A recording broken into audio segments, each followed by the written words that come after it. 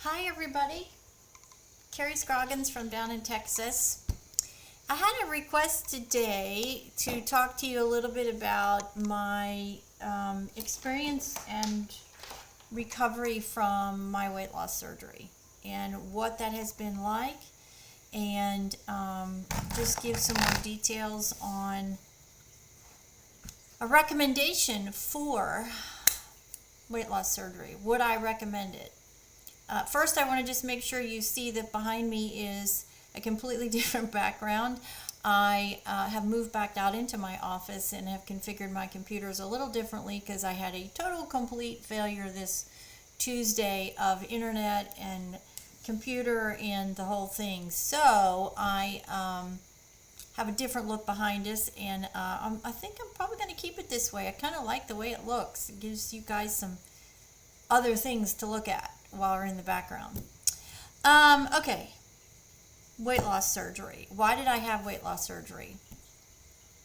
I had a reaction to opioids. I have an implanted pain pump that was put in 2007, and in those 17 years, I have 15 years, because 2021 is when I had my weight loss surgery in December.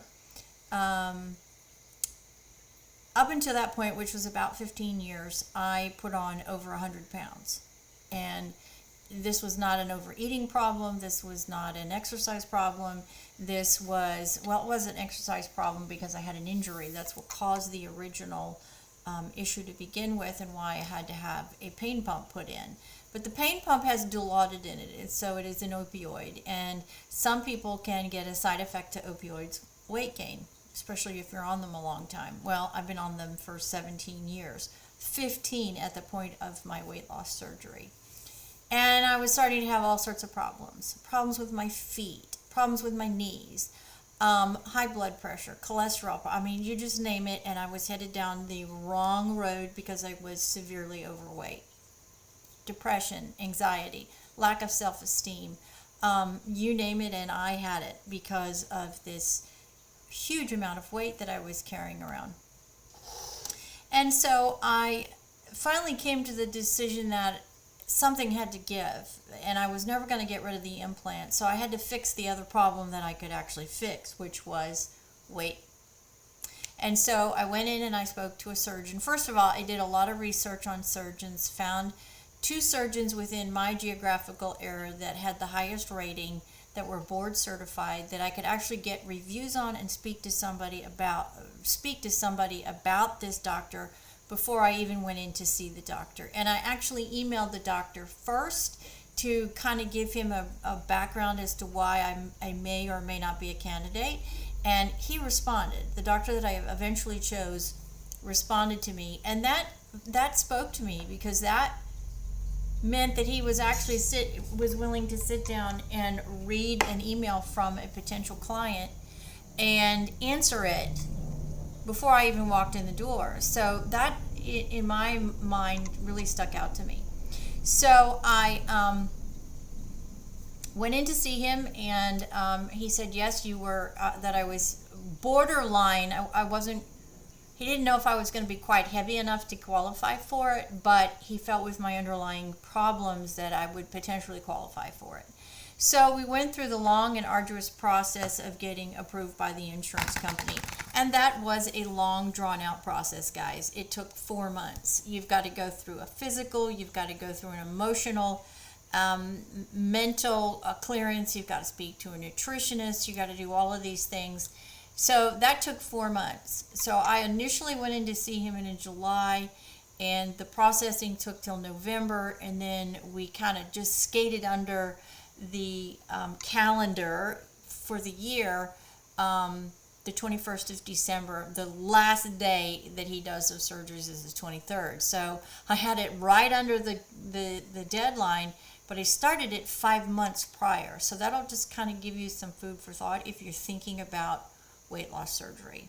If you want it done this year, now is the time to investigate this seriously. And I went in and I talked to him, and but before I went in to talk to him, I did a lot of research on my own. I wanted to find out the healing time, what happens. I watched numerous videos, which that was tough, but I watched them. I wrote down questions. I wrote down questions about the procedure, the before part of it, the procedure part of it, the actual day, the days after, the recovery, what I could expect, what I couldn't expect, what did I have to be on for the rest of my life, because I had heard that, there's supplements, and so that was really important. And I also made sure that I checked the doctor's record. I wanted to make sure if there was any complaints, and I wanted to actually speak to a previous patient. That was really important for me. I really wanted to make sure that I was dealing with somebody that had the right temperament, that had the right bedside manner, that was engaged and interested in me as an individual, but as a patient as well. And that was somebody that was relatively young, because I didn't want to start this journey and then 3 years into it he retire or she retire and then have to start all over again with somebody new. So that's sort of part of my initial investigation, if you will. And so I got approved. I was surprised that I did get approved, but my underlying conditions were such that it put me over the top. I was not heavy enough. I was about 15 pounds too light, but the underlying conditions that the complications outweighed that, and so therefore I was approved. And I went in and I had the surgery, and I was petrified the day of surgery. I've had surgeries, and I'm telling you, I was petrified on this particular day, because I had a bypass, and the bypass is the most complicated weight loss surgery, but it has the highest success rate, and you don't generally put on your weight back on. 85% of the patients who have bypass don't put all their weight back on. Some people put a little bit on, some people don't. Some people lose too much weight. My doctor thought I was going to lose about 65 pounds, and I'm well over that. I'm well over that. So I went in and I had the surgery, and I woke up and oh my stars. If you've had a C-section or delivered a baby, this is worse. The pain that I felt in one particular spot in my abdomen was 3 weeks before I really could move and roll over without it not going and grabbing me each time I moved. That was really hard. The 3 weeks ahead of schedule, the 3 weeks ahead of surgery was brutal, because you've got to be on a liquid diet, and then you've got to be on a protein diet, and that was brutal the 3 weeks prior to surgery, because and mine was a shortened process. Some doctors make you go even longer. Mine didn't. Mine was on a modified diet for 2 weeks, and then protein diet, liquid diet for only 1 week. Some doctors make you go 3 weeks, which I can't even imagine. That would just be horrible. So I did that, and I woke up, and you immediately have to start drinking, and I mean drinking. Every 5 minutes you've got to start drinking. That was really hard. I don't know why, but it was hard for me. I spent one night in the hospital. I did really well. The doctor sent me home. I was home on the 22nd of December, and I completely missed Christmas, because there was just no way I was going to be physically capable of doing anything. I really wasn't capable of anything for about 10 days physically, except, getting up and trying to work in bed, and, all of that. And it was Christmas, and so for me, it's my really, really quiet time of year. So the timing of it was the best timing for me. And it was about 10 days. And then after surgery, you're on a clear diet for so many days. Then you go to a modified clear diet. Then you go to a clear diet. Then you go to a modified diet. Then you go to a soft diet, and then there's like 5 stages of diets that you get to, which technically takes you about 6 weeks out after surgery. And then once you get to that point, then you can start to slowly add some food things back into your diet, because you've got to let your guts heal, right? You got to let your intestines heal, especially with a bypass, because it is a complete alteration of your intestines. It's not a sleeve and it's not a band. It is a complete alteration of your insides. Okay, so you've got to let it heal. So as I started to get into my third and fourth month, starting to add back things, I was noticing a really heavy pressure on after eating. And 3 ounces today, I'm 2 years and December, January, February, almost 4 months out, and I still can only eat 3 ounces of food at any sitting. I still can't eat meat. I still can't eat turkey. I still can't eat pork. I'm only now just getting back into where I can eat some bread. I make homemade bread for my husband, so I can manage about a half a slice of bread. But 3 ounces, even today, at this far out, is all I can eat at one time, because I still get this really heavy sensation, and that means that you're full. So once you start feeling that uncomfortable feeling, you got to stop. Don't push it, because if you push it, I promise you, you will be sick. And it is sick like you've never experienced sick before. The first time that happened to me, I thought, well, my doctor said, let's go ahead and add protein back. So start with turkey. It's mild. I took maybe a square inch bite of it, and I was so sick. Oh, Lord, was I sick.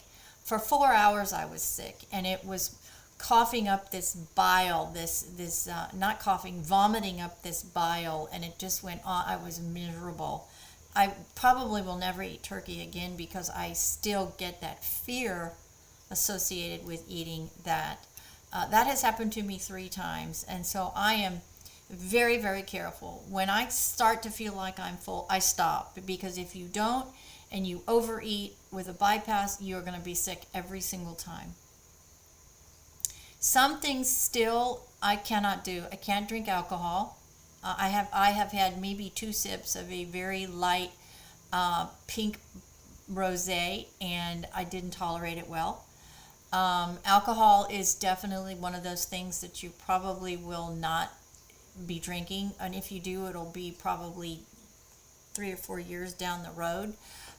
No sodas ever again. I drink iced coffee, water, and peach tea, and that's it. That's all I drink. I still cannot get back into hot coffee. I think I'm just not there yet. I love coffee, so I drink iced coffee, and I make my own iced coffee.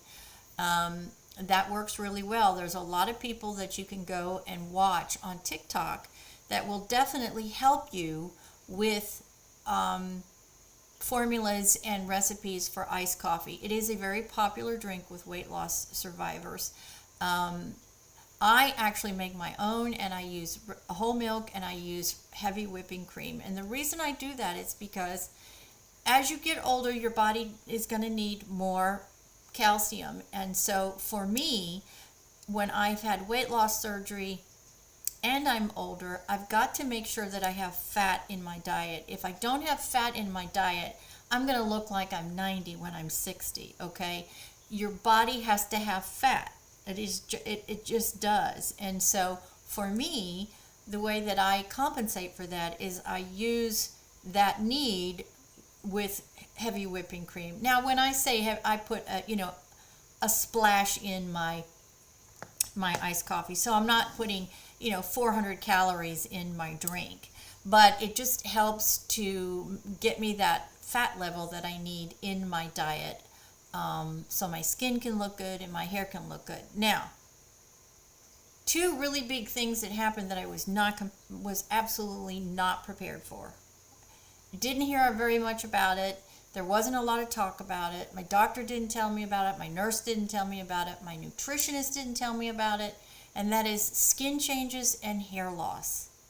I lost a good 60% of my hair volume, and I'm still struggling with some hair issues.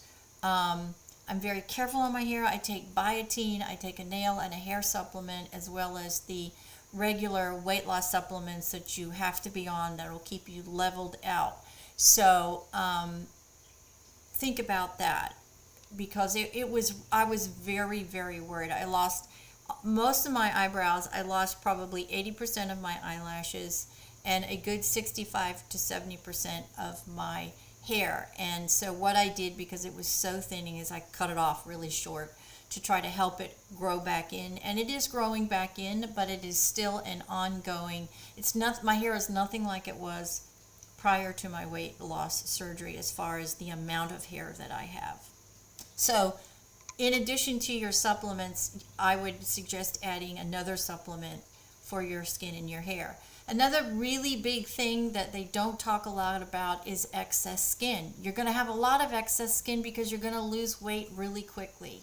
I have 3 places that I have really excess skin: under my arms right here in my face, and then my butt cheeks. I know it's terrible to say that to you. I don't know you, but you asked, so I'm telling you.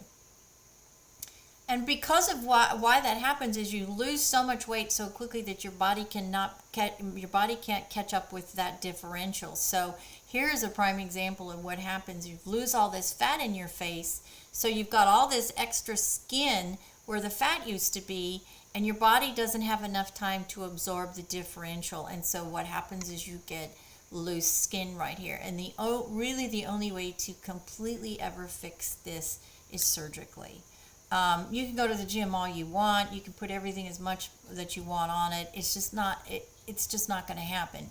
If it's a really big issue for you, then eventually you're going to have some sort of skin removal surgery or lift.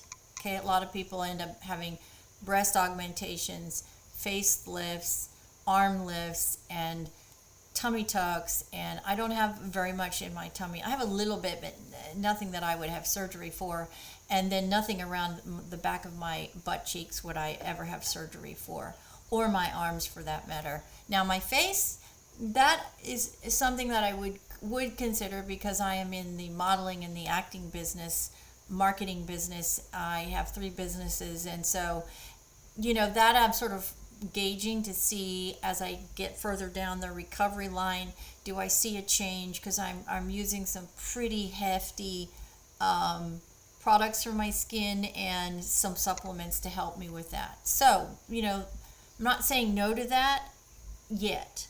I might, or I might say yes. I just really haven't decided. I just really want to see what happens this year. And the one thing that I would tell you is listen to your body, right? Listen to your body. Don't overeat. You overeat, you're going to be sick, and it is a terrible sickness. You're probably going to have that nauseated feeling. I did for probably 9 months. And then even occasionally now, if I eat something that doesn't agree with me, like I made stew the other night for my husband, and I don't eat the meat. I eat all the vegetables out of it. But it was a little too spicy, and so I had a really hard time with that. So your relationship with food is going to change. One of the biggest things that I had to adjust to is the social difference with food.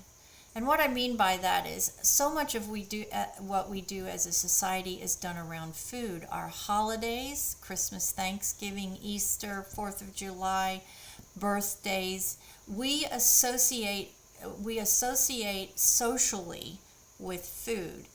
The first time we had a Christmas and I couldn't partake in eating a Christmas dinner, and you go fill up your plate and you sit down and everybody goes, oh my God, look how much food I got, I'll never get through all of this. And you get through it.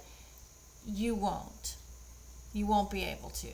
And so that was an adjustment for me. I felt like I was a bit of an outsider.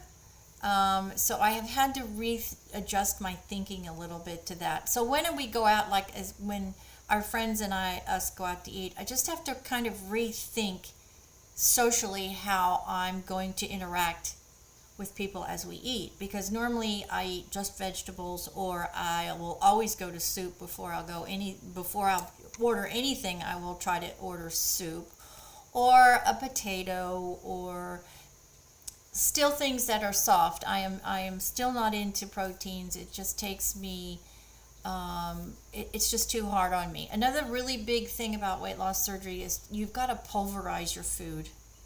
You've got to learn before surgery that when you chew something, you chew it and chew it and chew it and chew it and chew it and chew it until you've pulverized it, and it's baby food. You have to learn to do that, because you're going to have to do that for the first at least 18 months to 2 years before you get into more of a recovery. But you're always going to have to eat slower, and you're always going to have to chew your food much more than you did prior to surgery. Food for thought, that's a big one. The amount of food, socially, and then the mechanics of eating are, I would say, the three biggest challenges to weight loss surgery. Now, one of the greatest benefits is you get all new. I mean, you look different, you look great, you look younger. Your underlying health problems 99% of the time will improve, and you get a new closet. So, I mean, who wouldn't want that, right? So, it's all good, and I would absolutely encourage anybody that needs to take control of their health to have weight loss surgery. What I would tell you is you must do your research, know what you're getting into before you jump the ship, and be prepared that this is not a year process. This is not a 2-year process. This is a lifelong change to how you interact and consume your food and the food that you consume. It will forever change. Your life before surgery with food is never going to be the same that you have after. And so you have to be prepared for that. You have to do your research. And truthfully, for me, I would encourage anybody that's having weight loss surgery to talk to somebody that has had your specific procedure that is at least 2 years out. At least 2 years. So you know what to expect. Because I did know what to expect, but I didn't know what to expect. I thought I was prepared, but I really wasn't prepared. And let me tell you, I'm a control freak. I don't do anything unless I have really, really researched it. And even with that compulsiveness, I wasn't prepared. I really wasn't. I thought I was, but I wasn't. So the more you know, the more information you have, the more research you do, and the conversation with you that you have with somebody who has had the surgery that is at least 2 years past their surgery, I promise you, is worth your time and investment. I wish that I had spent more time talking to my contact and looking down the road, because I wouldn't have had, I don't think, as many challenges as I did. And you will have challenges moving forward. You just will.